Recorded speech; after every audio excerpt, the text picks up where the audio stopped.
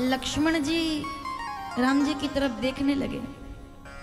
बोले भगवान आपके भक्त बहुत देखे पर ऐसा भगत नहीं देखा जो अपने स्वामी की बात नहीं मानता। अब जरा इतने लोग बैठे हैं सावधान, ऐसा भगत मैंने कभी नहीं देखा जो आपकी बात नहीं मानता। राम जी कहते हैं मैंने इसके पहले 2 देखे हुए हैं। लक्ष्मण जी कहते हैं ऐसा भगत मैंने पहली बार देखा है जो आपकी बात नहीं मानता। तो राम जी ने क्या कहा, तुमने नहीं देखे, इसके पहले मैंने 2 देखे हुए हैं और मैं तो जैसे घर से निकला ना तभी से देखते ही आ रहा हूं। लक्ष्मण जी ने कहा देखो, जिसको आप केवट को कह रहे हैं कि पार लगाओ तो वो आता नहीं है, सुमंत्र से आपने कहा कि घर जाओ तो वो जाता नहीं है, कोई आपके कहने से आ नहीं रहा, कोई आपके कहने से जा नहीं रहा। आप देखिए प्रभु, आपके भक्त आपकी बात नहीं मानते। तो राम जी कहते हैं ये पहली बार नहीं है, जिस दिन घर से निकला हूं ना मुहूर्त ही ऐसा हुआ है। बोले कैसे? लक्ष्मण जी ने कहा ऐसे कैसे भक्त हैं जो आपकी बात नहीं मानते? तो राम जी कहते हैं जरा याद करो, दशरथ जी ने कहा वन में जाना है, कैकेयी ने कहा वन में जाना है, मैं अकेला जाने के लिए तैयार था, ठीक है। अब लखन एक बात बताओ, सबसे पहले मेरे कमरे में कौन आया? माता सीता आकर कहती है कि मैं भी वन में जाऊंगी। मैंने सीता को समझाया कि वन में कष्ट होगा, तुम्हें नहीं जाना है, तो ना तो सीता ने मेरी बात मानी, अगला नाम आप खुद याद कर लीजिए। तुम मुझसे कह रहे हो कि आपके भक्त आपकी बात नहीं मानते, शुरुआत अपने आप से करो कि सीता से कहा कि तुमको नहीं जाना, सीता ने बात नहीं मानी। लक्ष्मण से कहा कि तुमको नहीं जाना, तुमने भी मेरी बात नहीं मानी। जब सीता और लखन मेरी बात नहीं मान रहे तो केवट मेरी बात क्यों मानेगा? ये तो बहुत बाद में आता है, क्योंकि प्रेम में अधिकार होता है। सीता जी कहती है आपके बिना नहीं रहूंगी, लखन कहते हैं आपके साथ जाऊंगा, केवट कहते हैं पार नहीं लगाऊंगा, कोई बात नहीं मान रहा। तो ये पहला नहीं है, इसके पहले तुम 2 हो जिन्होंने बात नहीं मानी। तो लक्ष्मण जी मुस्कुरा दिए कि बात तो ठीक है, मुहूर्त तो हमने ही बिगाड़ा है, अगर हमने बात मान ली होती तो आज ये सब बात मान लेते। तो लखन चुप हो गए। तब केवट ने कहा प्रभु बात बस इतनी सी है कि मैं आपके चरणों को धोना चाहता हूँ। एक गंगा लोगों को तारती है, लेकिन मेरे पूर्वज बरसों से इंतजार कर रहे हैं कि आपके चरणों की निकली गंगा से पहले मैं अपने पूर्वजों को तारूंगा, उसके बाद आपको गंगा से पार लगाऊंगा। मेरा निवेदन है, अगर आप चाहते हैं कि आपको पार जाना है तो मेरा स्वीकार कीजिए। पहले बरु तीर मारे लखन पे जब लगिन पाए पखारियो, तब लगिन तुलसीदास नाथ कृपाल पार उतारियो। पहले अपने आपके चरणों को धोकर अपने पूर्वजों को पार लगाऊंगा, उसके बाद आपको नाव में बिठाऊंगा। कितना चतुर है केवट, और लोग इसको वैसे ही अनपढ़ बोलते हैं। अगर ये अनपढ़ है तो पढ़ा लिखा कौन है दुनिया में? ये जानता है कि ब्रह्मा जी ने चरण धोए थे तो भागीरथ जी महाराज को गंगा मिली थी, सगर के 60,000 पुत्रों का कल्याण हो गया। आज मुझे राम मिले हैं, मैं भी अपने पितरों का पूर्वजों का कल्याण कराऊंगा। जितने लोग चित्रकूट में प्रणाम करते हैं, जितनी बार आप प्रणाम करते हैं उतनी बार आपका पितृदोष दूर हो जाता है, क्योंकि गंगा बिना बोले वरदान देने वाली है, बिना बोले। तो मैं आपके चरणों की गंगा को चाहता हूं, और कोई भारी इच्छा नहीं है मेरी। अगर आप जो प्रभु पार अवसिगा चाहूं, चरण सरोज पखारन दयहू, मुझे चरण कमल धोने दीजिए। इतना कहा राम जी हार गए, केवट जीत गया। कृपा सिंधु, आह क्या चौपाई है, भगवान का हारना देखिए। कृपा सिंधु बोले मुस्काई, ए भैया सोई कर जई तव नाव ना जाई। जाओ चरण धो और जल्दी पार लगाओ। केवट दौड़ के आया, खुशी का कोई ठिकाना नहीं। केवट राम रजायसु पावा, पानी कठौता भर ले आवा। कठौता लेकर के आया।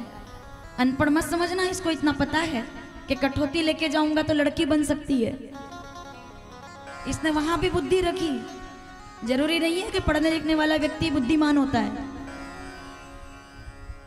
नाव चलाने वाले लोग देखे ना अपने यहाँ पर, मल्हार बोलते हैं उनको जो नाव चलाते हैं। एक बात देखिएगा, दुनिया का कोई वैज्ञानिक, दुनिया का कोई इंजीनियर, दुनिया का कोई कलेक्टर, दुनिया का कोई अफसर, बड़ा बड़ा डिग्रीधारी व्यक्ति भी ये नहीं बता सकता कि नाव में जहाँ पानी है, जहाँ पानी में नाव चल रही है, वहां की गहराई कितनी है ना? नहीं बता सकता, पर एक अनपढ़ केवट नाव चलाने वाला बता सकता है कि कहाँ पर कितना पानी है और कहाँ से नाव कैसे निकलेगी। कल हम जब चुनरी लेकर के आ रहे थे, चलो हमने तो वेद पढ़ लिए, शास्त्र पढ़ लिए, लेकिन जब नाव अटक गई हमारी एक जगह पर आकर, आप जब चुनरी छोड़ रहे थे वहां से, तो वो चुन्नी भारी हो गई है ना। एक नाव इधर से आई, एक नाव इधर से आई, हम सब सोच रहे हैं आगे क्यों नहीं बढ़ रही, क्यों आगे नहीं बढ़ रही, क्या हो गया है। तो वो जो केवट है वहां पर, वो जो नाव चला रहा था, उसने बताया, बोले भैया पहले ये चुन्नी थोड़ी सी छोड़ो, क्योंकि इसके वजन की वजह से हमारी नाव यहाँ फंस गई है। क्या बात है, ये सुनने लायक बात थी। वो कोई ज्ञानी नहीं था, वो कोई डिग्रीधारी नहीं था, वो कोई वेद पढ़ने वाला भी नहीं था, लेकिन वो नदी को जानता है और वो नाव को जानता है। जो व्यक्ति अनुभव जान लेता है उसे ज्ञानी बनने की भी जरूरत नहीं पड़ती है, मनुष्य का अनुभव उसे बड़ा बना देता है। तो केवट ने कहा, अगर कठौती लेके जाऊंगा तो लड़की हो जाएगी, बनेगी नारी, कठौता लेकर जाऊंगा और अगर गलती से इनके पैर में जादू है और लड़का बन भी गया तो अपने को तो फ्री में मजदूर मिल जाएगा, दिक्कत क्या है, शादी करेंगे तो करेंगे वरना नहीं करेंगे, खर्चा बच जाएगा। चतुर है केवट, तुरंत आया नाव लेकर के, और कठौते में जब राघवेंद्र सरकार सामने खड़े हुए, कठौते में जल भरा, एक पैर अंदर एक पैर बाहर, यानी कि मेरे राम एक पैर पर खड़े हुए हैं, एक पैर पे ऐसे कमर पर हाथ रखा है, एक पैर अंदर, दूसरा पैर कठौते के बाहर, एक पैर पर खड़े हो गए, क्योंकि दूसरा पैर तो कठौते में है। तो देवताओं ने फूल बरसा दिए, ब्रह्मांड मुस्कुराने लगा। सबने कहा भाई कौन सी बड़ी बात है, केवट पैर धो रहा है तो बड़ी बात क्या है। तो देवता लोग कहते हैं कि ये पहली बार देखा है। क्या देखा है कि अब तक हमने ये देखा था कि भक्त एक पैर पर भगवान के सामने खड़े होते हैं। सावधान, भक्ति की महिमा देखिए। भक्त कोई ताड़ासन कर रहा है, कोई हठ योग कर रहा है, कोई एक पैर पर खड़ा है, कोई आसपास आग लगाकर बैठा है, कोई समाधि लेकर खड़ा है ताकि भगवान मिल जाए। लेकिन आज उल्टा हो गया। अब तक भक्त भगवान के सामने एक पैर पर खड़े होते थे, आज केवट की वजह से भगवान भक्त के सामने एक पैर पर खड़े हुए हैं और कह रहे हैं कि भैया वो करो जो मर्जी तुम्हारी। एक पैर पर खड़े राम, जोर जोर से चरणों को धोता है। तो लक्ष्मण जी कहते हैं थोड़ा धीरे चरण धो भैया, राम जी डगमगा रहे हैं, थोड़ा धीरे चरणों को धो। तो केवट ने राम जी की तरफ देखा कि अगर डगमगाने लगो तो इधर उधर देखने की जरूरत नहीं है। तो राम जी ने कहा अगर डगमगाऊं तो क्या पकड़ूंगा मैं, यहाँ कोई पेड़ नहीं है, कोई चट्टान नहीं है, कोई सहारा नहीं है, मैं डगमगा रहा हूं, मैं क्या पकड़ूंगा। तो केवट ने अपना सिर आगे करके कहा कि राम, हे राघव, अगर ज्यादा डगमगाने लगो तो संकोच मत करना, ये मत सोचना कि मुझे कैसा लगेगा, मेरी तरफ से फ्री हो आप, अपने दोनों हाथों से मेरा सिर पकड़ लेना, मेरा उद्धार हो जाएगा। आपको और कुछ पकड़ने की जरूरत नहीं है, मेरा सिर पकड़ लेना। और उसने जोर से चरणों को धोया। राम जी लड़खड़ाए और लड़खड़ाते हुए भगवान ने अपने दोनों हाथ केवट के सिर पे रख दिए। तब देवता फूल बरसा कर कहते हैं, यही सम पुण्य पुंज को नाही। दुनिया में राम जी के पैर तो सब पड़ते हैं, लेकिन राम सहारे के लिए किसी का सिर पकड़ ले वो केवल केवट हो सकता है। ऐसा ना तो हुआ है और ना होगा। दोनों हाथ से सिर पकड़ लिए।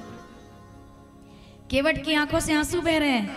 कोई इतना दयालु कैसे हो सकता है, कोई इतना कृपालु हो सकता है कि जो केवल एक अंगूठे में पूरा ब्रह्मांड नाप सकते थे। सब लोगों को याद है, अभी जो कल एकादशी निकली है ना, उसका एक महत्व और था।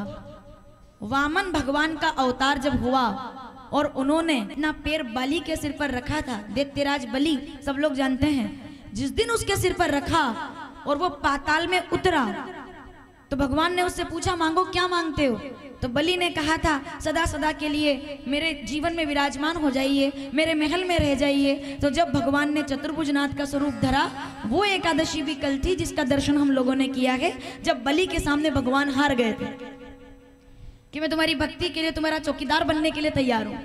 और उसी को आज केवट भगवान हाथ जोड़कर कह रहे हैं भैया पार लगा दो, जो अपने एक पग में ब्रह्मांड नाप सकते हैं, क्या वो गंगा पार नहीं जा सकते थे? क्या वो दूसरी व्यवस्था नहीं कर सकते थे? क्या वो नाव नहीं मंगा सकते थे स्वर्ग से? लेकिन नहीं, भगवान ने हमेशा एक अच्छी बात बताई है। और मैं हर कथा में कहती हूँ कि राम जी ने केवट के हाथ क्यों जोड़े, क्यों हाथ पकड़ा केवट का? जितने लोग यहाँ बैठे हैं, चलिए एक बात ध्यान से सुनिएगा, और ये बात मैं 1000 बार बोल चुकी हूँ। राम जी ने केवट का हाथ क्यों पकड़ा? उसका कारण है कि बड़े लोगों के पैर पकड़ने से ज्यादा अच्छा है छोटे लोगों का हाथ पकड़ करके चलिए, वो हमेशा आपका साथ देते हैं।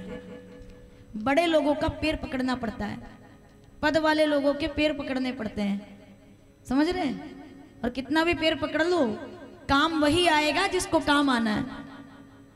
मैं अभी एक कथा में थी तो मैंने एक बात कही थी, एक अच्छा विषय मेरे सामने आया था, और ये बात मैं युवाओं से भी कहना चाहूंगी। मुझसे कई बार लोग कहते हैं कि घर में किस प्रकार का हमारा भाव होना चाहिए, या चलो इस पे हम लोग आगे बात करेंगे जब ये विषय आएगा। अभी फिलहाल क्योंकि अगर इस पर गए तो फिर भरत जी पर जाना पड़ेगा, इसलिए केवट की फिलहाल बात करते हैं, इस पर हम आगे बात करेंगे। और ये संदेश जब जाएगा आप तक पहुंचेगा तो अच्छा लगेगा आपको। लेकिन यहाँ राम जी कहते हैं बड़े लोगों के पैर पकड़ने से अच्छा है छोटे लोगों का हाथ पकड़ करके चलो। एक हाथ से राम जी ने केवट के सिर को पकड़ा है, केवट दोनों हाथ से भगवान के चरण धो रहा है। देवता लोग फूल बरसा रहे हैं कि स्वर्ग के देवता बनने से ज्यादा अच्छा था कि हम भी गंगा नदी का अनपढ़ केवट बन जाते, तो आज राम जी के चरणों को हम छू पाते और उनका हाथ हमारे सिर पर होता। कभी कभी भगवान को भी भक्तों से काम पड़े, प्रबल प्रेम के पाले पड़कर प्रभु को नियम बदलते देखा, अपना मान टले टल जाए भगत का मानना।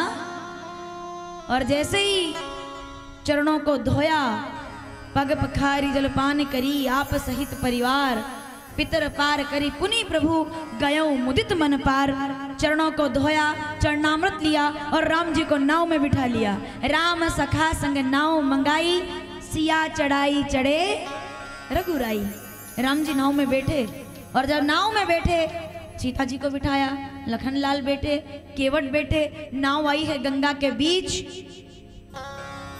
पूरी दुनिया को पार लगाने वाले को आज केवट पार लगा रहा है और बार बार मुस्कुरा रहा है कि देखो मैं जीत गया, आज मैं जीत गया। तो राम जी ने भी लक्ष्मण जी और सीता जी की तरफ देखकर मुस्कुराए। सुनी केवट के बेन, प्रेम लपेटे अटपटे, भेसे करुणा एन, चितई जानकी लखन तना। लखन सीता देखो। लक्ष्मण जी ने कहा केवट की वजह से बड़ी देर हो गई, पीछे तक के बैठे लोग सावधान, केवट की वजह से बड़ी देर हो गई, हम लेट हो गए, देर हो गई है। तो राम जी मुस्कुरा के कहते हैं केवट की वजह से देर नहीं हुई है, तुम दोनों की वजह से देर हुई है, इसका कारण तुम दो हो। सुनी केवट के बेन, जब वो जिद कर रहा था ना, तो लक्ष्मण जी कह रहे हैं केवट की वजह से देर हो रही है। तो राम जी कहते हैं केवट की वजह से देर नहीं हो रही, तुम्हारी वजह से देर हो रही है। लक्ष्मण जी ने कहा हमारी वजह से देर कैसे हो रही है? तो सुनो, ये केवट कई जन्म पहले कछुआ बनकर के क्षीर सागर में आया था। जब ये क्षीर सागर में आया और एक बार नारायण भगवान के चरण छूना चाहता था, बड़े धीरे धीरे ये भगवान पहुंच भी गया और माता लक्ष्मी की नजर पड़ गई। तो लक्ष्मी जी ने सोचा कि अगर ये कछुआ आएगा, भगवान के कोमल चरणों को छुएगा। अब भगवान ने कल तो करवट बदली है, कल ही करवट बदली है, अब अगर ये फिर से चरणों को छुएगा तो इनकी तो नींद खराब हो जाएगी। भगवान सोते हैं ना 6 महीने तक, उस समय पहुंचा ये कछुआ वहां, तो चरण छूने जा रहा था धीरे से। तो लक्ष्मी जी ने क्या किया, वो तो कोमल है, तो अपने कोमल हाथों से इसको ऐसे हटो लग, ऐसे करके उसको ऐसे किया।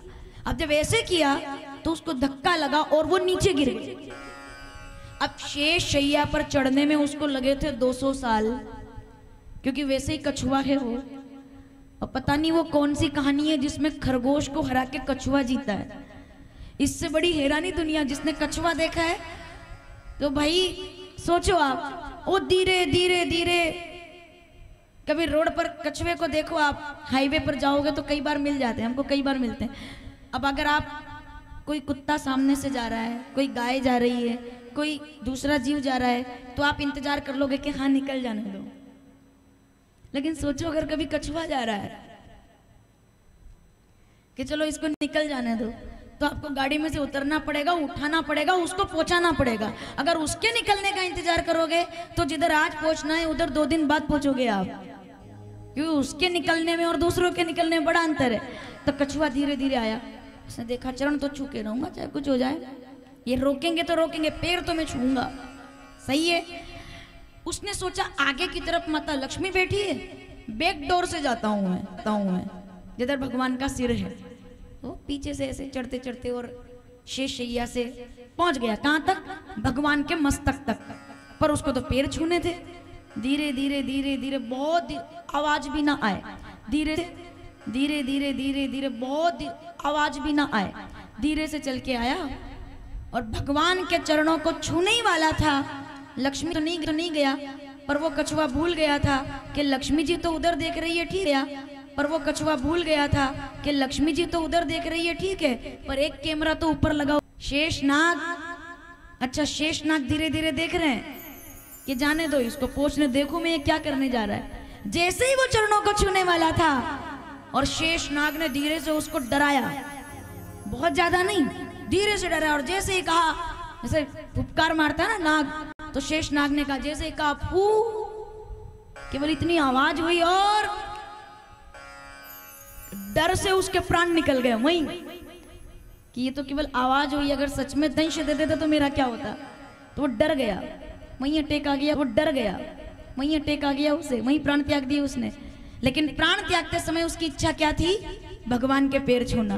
तो राम जी मुस्कुरा के कहते हैं, लक्ष्मी के रूप में अगर सीता तुमने इसको उस दिन भगाया ना होता और लखन तुमने इसको डराया ना होता, तो आज इसे केवट बन करके मेरे पैर छूने की जरूरत नहीं पड़ती। इसका कारण तुम हो, तुम्हारे कारण ये देर हो रही है, क्योंकि शेषनाग लखन है, सीता जी लक्ष्मी है, आज दोनों खड़े हुए हैं। आज किसी की मनमानी नहीं चल रही, आज केवट जीत गया है। और केवट मुस्कुरा के कहता है, बोले लक्ष्मी जी भी यही है, शेषनाग भी यही है, नारायण भी यही है और कछुआ भी यही है, अब रोक के दिखाओ। क्यों नहीं रोक सकते, क्योंकि तब मैं उनकी नजर में नहीं था, आज मैं उनकी नजर में हूं, आज वो मुझे देख रहे हैं। तो प्रणाम कर लिया केवट ने, नाव में बिठाया, नाव चल रही है, आइए हम भी गंगा में चलें, जैसे नाव में बैठकर कल हम लोग आए। राम जी नाव में बैठे, नदी की लहरों के बीच केवट उनको पार लगा रहा है। सब मिलकर गाएंगे मेरे साथ, श्री राम जय राम। केवट की नाव में श्री राम, पूरा जगत जिनकी नाव में बैठकर पार होता है, आज वो राम केवट के हाथ जोड़कर उसके साथ पार जा रहे हैं। कभी कभी भगवान को भी भक्तों से काम पड़े, जाना था गंगा पार। इसके पहले कि मैं भजन शुरू करूं, इस कथा का संदेश सुन लीजिएगा। अभिमान कहता है कि कोई जरूरी नहीं, किसी की जरूरत कभी नहीं पड़ेगी। अभिमान कहेगा कि चलो इसकी जरूरत नहीं, उसकी जरूरत नहीं, पर राम कहते हैं, अभिमान कहता है किसी की जरूरत नहीं है। राम जी का अनुभव कहता है कि अगर मौका आ गया तो धूल की भी जरूरत पड़ेगी। इस दुनिया में कब कौन कहाँ काम आ जाए कोई ठिकाना नहीं है, इसलिए अभिमान त्याग कर स्वीकार करना सीखिए। मेरी बात समझ में आ रही है? अभिमान कहेगा कि मुझे इसकी जरूरत नहीं है, अनुभव कहेगा धूल की भी जरूरत पड़ेगी, क्योंकि जब जरूरत पड़ती है ना, जानते हैं आप लोग, सामने अगर थाली भरी हुई है और अगर भूख नहीं है तो कोई बात नहीं है, लेकिन अगर आप किसी पहाड़ पर गए और वहां पर 2 दिन के लिए फंस गए तो 5 रुपए का बिस्किट भी आप 150 में खरीद लेते हैं। क्यों खरीद लेते हैं? बिस्किट का मूल्य नहीं है, समय का मूल्य है। समय चीजों को बड़ा बनाता है और छोटा भी समय बनाता है। बात बस इतनी सी है। अभिमान कहेगा कोई जरूरी नहीं, अनुभव कहेगा धूल की भी जरूरत पड़ेगी। राम जी चाहते तो देवताओं से कह देते कि लाओ भैया नाव भेज दो, लेकिन राम जी ने केवट को चुना। केवट को चुनने का कारण यह था कि वो दुनिया में बता सके, जगत में बता सके कि जरूरत कभी भी किसी की भी पड़ सकती है। कोई मनुष्य अपने आप में कंप्लीट नहीं हो सकता, उसे सबकी जरूरत होती है। आइए राम जी को पार लगाते हैं। जय सिया राम। कभी कभी भगवान को भी, कभी कभी इंसान को भी, कभी कभी हमको भी और आपको भी जरूरत सबको पड़ती है।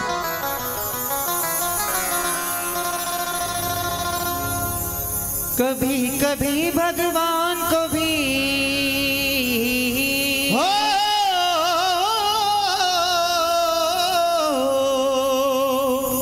कभी कभी भगवान को भी भक्तों से काम पड़े।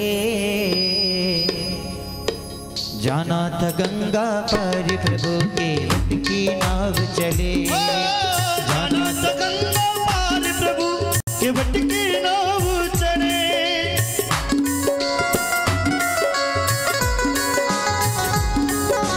कभी कभी भगवान कभी भक्तों से काम पड़े। जाना था गंगा पर प्रभु के वट की नाव चले। जाना था गंगा पार प्रभु के वट की नाव चली।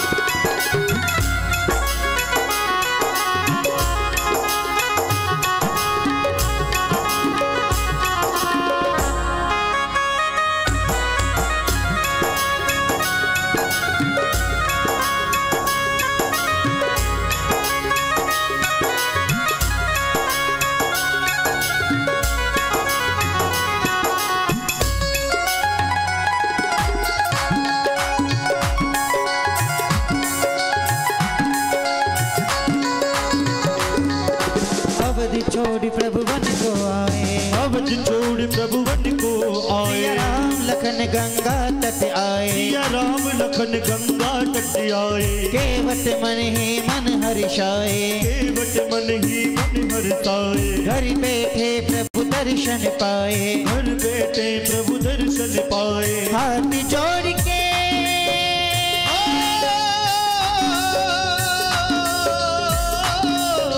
हाथ जोड़ के प्रभु के आगे। हाथ जोड़ के प्रभु के आगे। केवट मगन खड़े। जाना था गंगा पार प्रभु केवट की नाव चढ़े। जाना था गंगा पार प्रभु केवट की नाव चढ़े।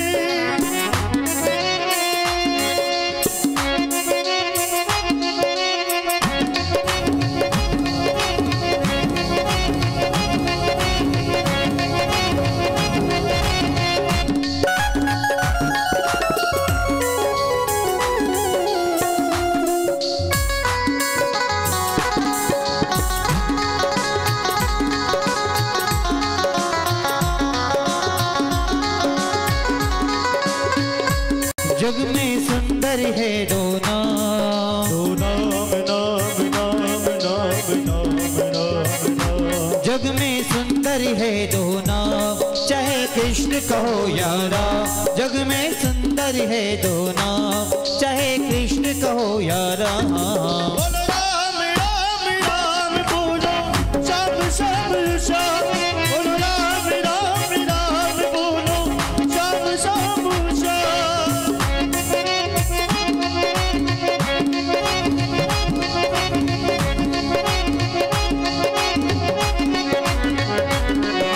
प्रभु बोले तुम नाव चलाओ। बोले तुम नाम चलाओ। पार हमें केवट पहुँचाओ। और हमें केवट पहुँचाओ। केवट कहता सुनो हमारी। केवट कहता सुनो हमारी। चरण धूल की माया भारी। चरण धूल की माया भारी। मैं गरीब हूँ।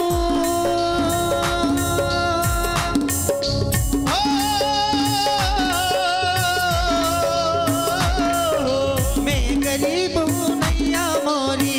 गरीब हूँ नैया मोरी। मैं गरीब हूँ नैया मोरी। गरीब हूँ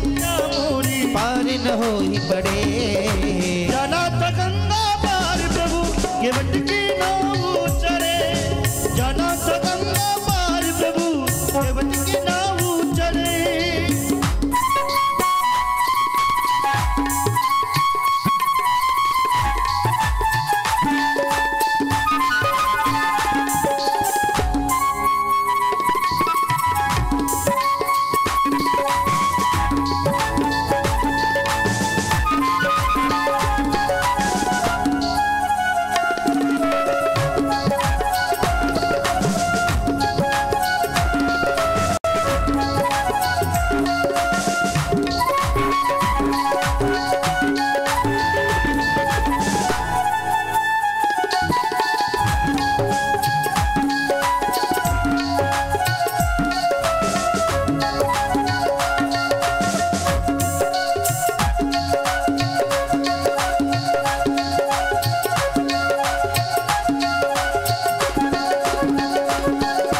केवट दौड़ के जल भर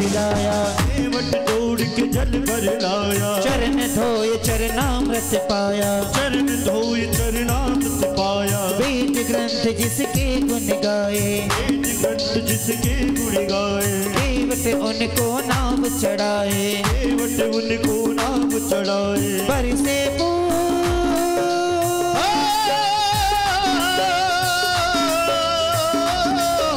बरसे फूल गगन से ऐसे, बरसे फूल गगन से ऐसे, भक्त के भाग्य बढ़े। जाना था गंगा पार प्रभु केवट की नाव चढ़े, जाना था गंगा पार प्रभु केवट की नाव चढ़े।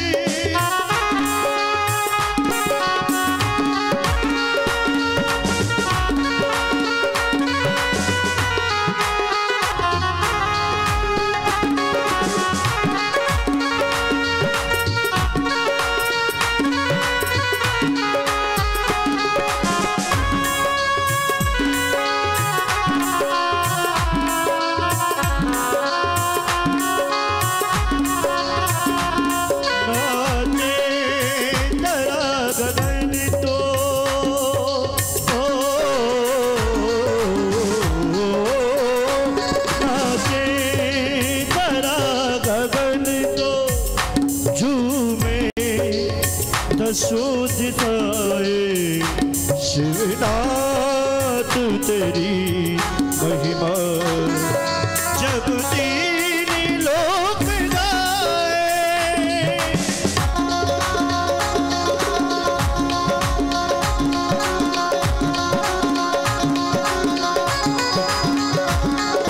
चली नाव गंगा की धारा, चली नाव गंगा की धारा। राम लखन को पार उतारा, राम लखन को पार उतारा। देने लगे प्रभु उतराई, केवट कहे नहीं रघुराई, कहे नहीं रघुराई। पार किया है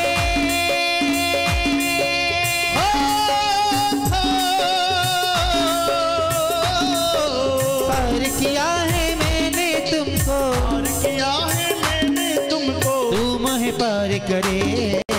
जाना था गंगा पार प्रभु केवट की नाव चढ़े, जाना था गंगा पार प्रभु केवट की नाव चढ़े, जाना था गंगा पार प्रभु केवट की नाव चढ़े।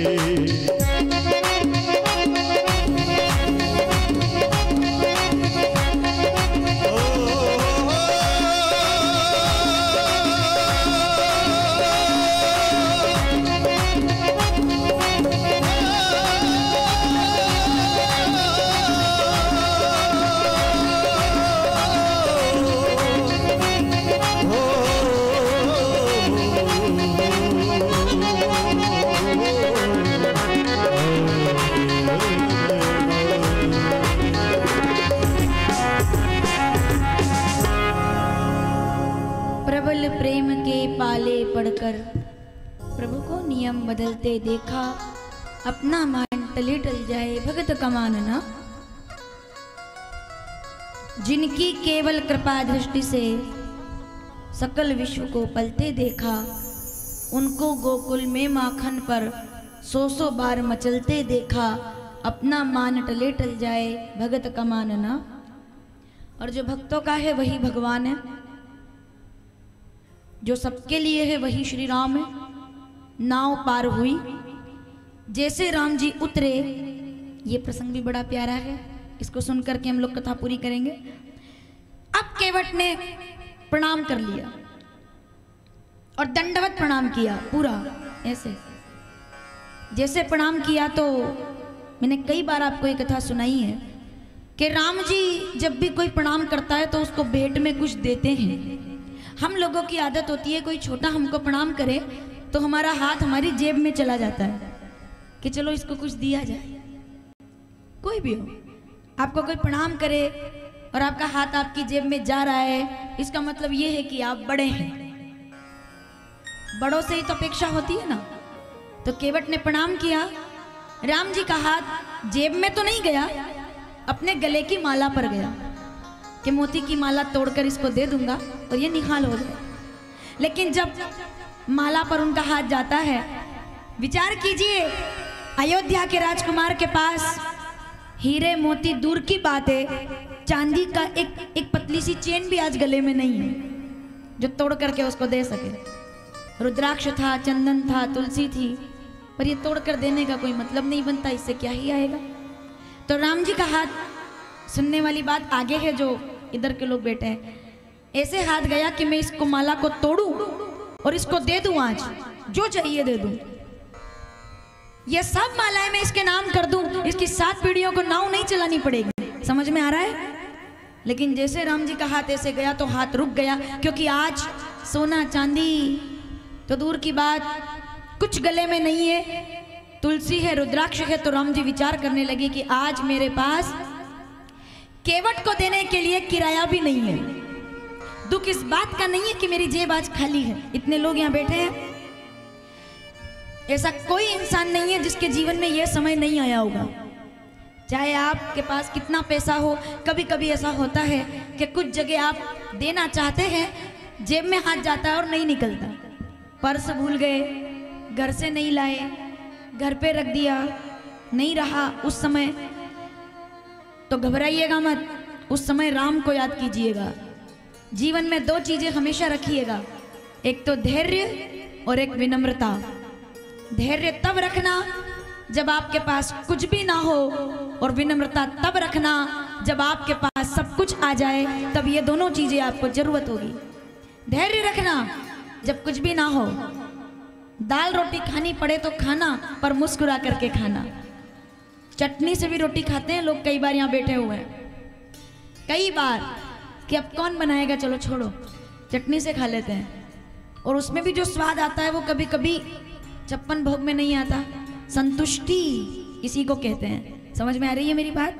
तो जीवन में कभी अभाव हो जाए ना तो घबराना मत। एक कपड़े को 4 बार पहनना पड़े तो सकुचाना मत, क्योंकि आपने एक कपड़ा ऐसा पहना है जिसको आप बदल नहीं सकते। जिस दिन बदलोगे, श्रीमद् भगवद गीता 2 अध्याय 22-23 श्लोक, नैनम छिद्दन्ति शस्त्राणि नैनम दहति पावक न चैन क्लेदयन तापो न शोषयति मारुत। आप बुद्धिजीवी लोग बैठे, जरा मेरी बात पर ध्यान दीजिएगा। हम कपड़े रोज बदल सकते हैं, लेकिन मैं कपड़े नहीं बदलता। क्यों? क्योंकि मैं आत्म तत्व हूं। मैं कपड़ा केवल एक ही बार बदलता हूं, और उस कपड़ा बदलने को मृत्यु कहा जाता है, और नया कपड़ा पहनने को जीवन कहा जाता है। तो अगर जीवन में कभी पुराने कपड़े पहनने पड़ जाए तो संकोच मत कीजिएगा, क्योंकि आपकी पहचान आपके कर्मों से होगी, आपके कपड़ों से कभी भी नहीं होगी। आपका कर्म देखा जाएगा, कपड़े नहीं देखे जाएंगे। मैं हमेशा कहती हूँ, जूते ब्रांडेड हो ना हो, कपड़े ब्रांडेड हो ना हो, मोबाइल ब्रांडेड हो ना हो, व्यापार ब्रांडेड हो ना हो, मनुष्य का विचार ब्रांडेड होना चाहिए, तो वो हर जगह पूजा जाता है। विचार, समझ आ रही है बात? आजकल लोगों को लगता है कि जितना महंगा सामान होगा हम उतने बड़े कहलाएंगे, उतने बड़े। तो जूते महंगे होने चाहिए, कपड़े महंगे होने चाहिए, हो पहनो आप, कोई बात नहीं। लेकिन अगर विचार ब्रांडेड होगा ना, तो फटे जूते पहन के घूमोगे तब भी लोग प्रणाम करेंगे। और अगर कर्म ब्रांडेड नहीं होगा तो 5000 के जूते पहनोगे तब भी कोई देखने वाला नहीं है। आपके विचार, आपके कर्म, आपके संस्कार, आपका जीवन जीने का तरीका आपको बड़ा बनाता है। महंगा फोन ज्यादा बड़ी बात नहीं है, लेकिन अगर उस महंगे फोन में 2 लोग भी हमसे प्रेम से बात करने वाले नहीं है तो क्या कर लेंगे 2 लाख के मोबाइल का। इसीलिए कर्म, आचरण, व्यवहार ब्रांडेड होना चाहिए। राम कहते हैं हाथ ऐसे गया, एक हाथ, मैं इस हाथ की बात अब नहीं कर रही हूं, बात करेंगे अब दूसरे हाथ की जो आगे बढ़ेगा। एक हाथ ऐसे बढ़ा, माला नहीं है गले में मोतियों की, तो राम जी का हाथ ऐसे आने लगा कि भाई जेब खाली है अपनी, आज हम फकीर है, कुछ नहीं है।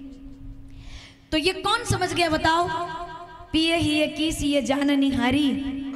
राम जी मुस्कुरा के कहते हैं मेरा हाथ खाली है।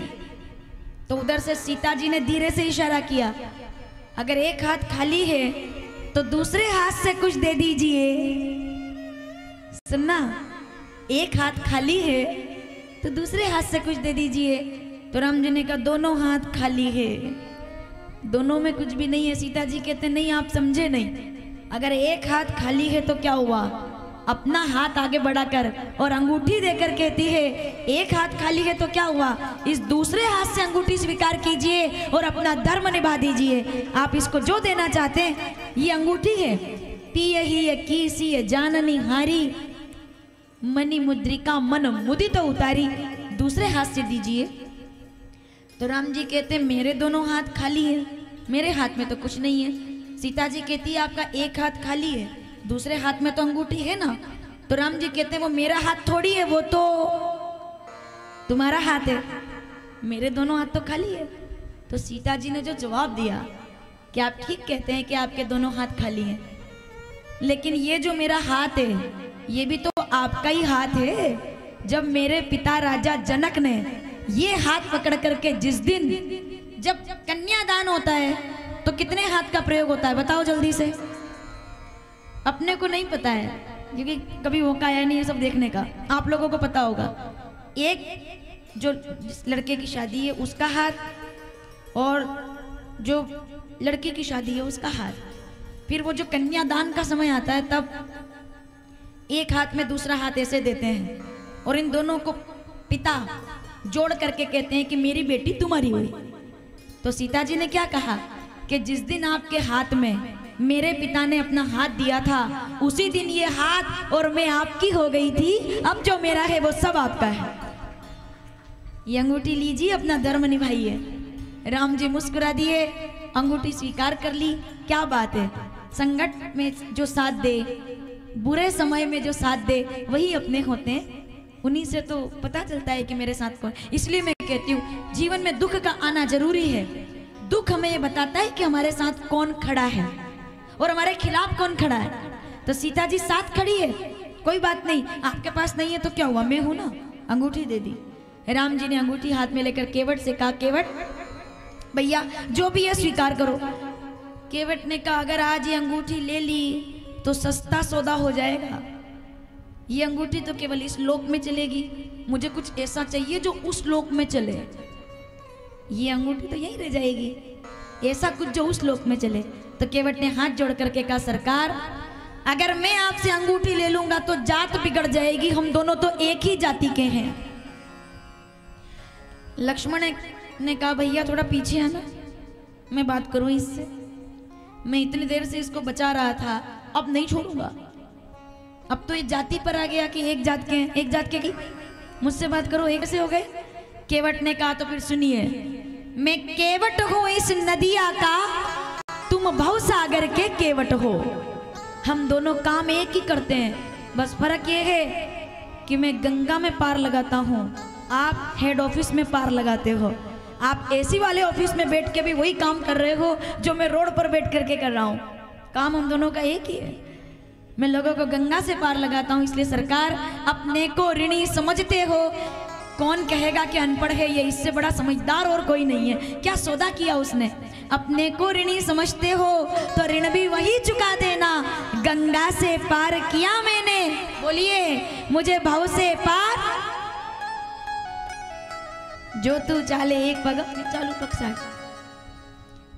मैंने गंगा से पार लगाया है, आप मुझे भवसागर से पार लगा देना। राम जी मुस्कुरा दिए, जाने लगे तो केवट ने जाते जाते कहा रुकिए, जा तो रहे, वादा करके जाओ कि आओगे तो दर्शन दे के जाना, मिल के जाना। राम जी मुस्कुरा दिए, क्यों? जा रहे हैं तो पैदल हैं, आ रहेंगे तब विमान में आएंगे। अरे ये बात समझ में, जा रहे हैं पैदल, आएंगे विमान में। आते समय राम जी केवट से मिले कि नहीं मिले बताओ? विमान में बैठने के बाद इतनी जल्दी थी राम जी को। क्यों जल्दी थी? क्योंकि भरत चिता सजा करके बैठा हुआ था कि नहीं आओगे तो मैं प्राणों का त्याग कर दूंगा, एक दिन भी इंतजार नहीं करूंगा, एक दिन भी। भरत ने कहा था अभी जा रहा हूं पादुका लेके, पर अगर आप 14 वर्ष में एक दिन भी विलंब कर गए तो भरत जिंदा नहीं मिलेगा। इतना इमरजेंसी में जाना था, जल्दी जाना था। तब भी राम जी अचानक से कहते हैं एक जगह आकर के, रोको रोको विमान रोको, रोको विमान रोको। सब जो जितने उनके साथ थे सब विमान में बैठे थे। क्या हुआ भाई, गाड़ी क्यों रोको, हमको जल्दी जाना है। उन्हें कहा नहीं गाड़ी रोको, क्यों? केवट से मिलना है। तो लक्ष्मण जी ने कहा अच्छा केवट से मिलना है, उसको वहीं बुलवा लेंगे, एक आदेश करेंगे, एक फोन पे आएगा, एक फोन पे। ये एक फोन पे आने वाले और एक फोन पे बुलाने वाले, इनका मामला बड़ा गड़बड़ होता है भाई। मेरे एक फोन पे काम हो जाएगा, एक फोन पे। बहुत बड़ी गलतफहमी में ये जितने भी हैं सब सुनो। उन्होंने कहा एक फोन पे आएगा, वो एक फोन पे बुलाएंगे ना। लखन लखन है भाई, लखन हमेशा लखन है। उन्होंने कहा गाड़ी रोकेंगे, भरत उधर इंतजार कर रहा है, देर विमान रुकेगा, इंजन बंद होगा, फ्लाइट पूरी चेक होगी, क्रू अंदर जाएगा, सफाई करेगा, फिर आएगा, 1 घंटा लगता है प्रोसेस में। आप उतरोगे, फिर आपके पीछे टगर मगर ये सब उतरेंगे, तो बहुत देर हो जाएगी। चलते ना केवट को बुलवा लेंगे। राम जी कहते हैं नहीं, केवट से आज मिलना बहुत जरूरी है। क्यों? क्योंकि जिस समय आपके पास टिकट देने के पैसे भी ना हो, उस समय जो आपका साथ देने के लिए खड़ा हुआ है, जिस दिन आपको विमान में बैठने का मौका मिले, सबसे पहले उसका धन्यवाद करना जो उस समय आपके साथ था जब आपके पास कुछ भी नहीं था। क्योंकि जब सब कुछ है और कोई आपको जय जयकार करे तो कोई बड़ी बात नहीं है, लेकिन जब आप खाली थे, जेब आपकी खाली थी और उसको पता था कि आपके पास कुछ भी नहीं है, उसने आपको अगर साथ दिया है, तो ऐसे व्यक्ति को उस समय याद रखना जिस समय आपके पास सब कुछ आ जाए। ये कथा का प्रसंग है आज कि धैर्य तब रखना जब जेब खाली हो, और विनम्रता तब रखना जब विमान में बैठ करके आओ तो किसी केवट को भूलना मत कि इसने मुझे पार लगाया था। और ये विचार राम के अलावा और कोई नहीं दे सकता, ये करने वाले को राम कहते हैं। श्री राम जय राम। प्रणाम कर लिया केवट ने। आते समय जब राम जी को देखा, मुझे लग रहा था विमान में बैठ गए, अब नहीं आएंगे, अब नहीं देखेंगे। राम जी कहते नहीं, मैं तो तुम्हें ढूंढ रहा था। भक्ति स्वतंत्र सकल गुण खानी, बिनु सतसंग न पावई प्राणी। मैं जितना बोलूं और आप जितना सुने, राम कथा के प्रसंग अपने आप में इतने अद्भुत हैं कि हम 6 दिन से यहाँ बात कर रहे हैं, केवल गंगा पार उतरे हैं अभी। भरत जी तो हम कल दर्शन करेंगे उनका, जब वो आएंगे वो तो अलग ही एक भाव रहेगा। लेकिन राम कथा इतनी विराट है, 7 साल तक भी बैठ करके यहाँ सुनते रहे तब भी राम कथा पूरी होने वाली नहीं है। लेकिन हमारा प्रयास ये रहता है कि कथा के माध्यम से हम कुछ ऐसा सुन के जाएं। आप यहाँ से कल जाओगे तो राम कथा सुनकर के ना जाएं, आप यहाँ से जाओ तो राम कथा बन कर के जाओ। ये चित्रकूट का हमारा भाव होना चाहिए।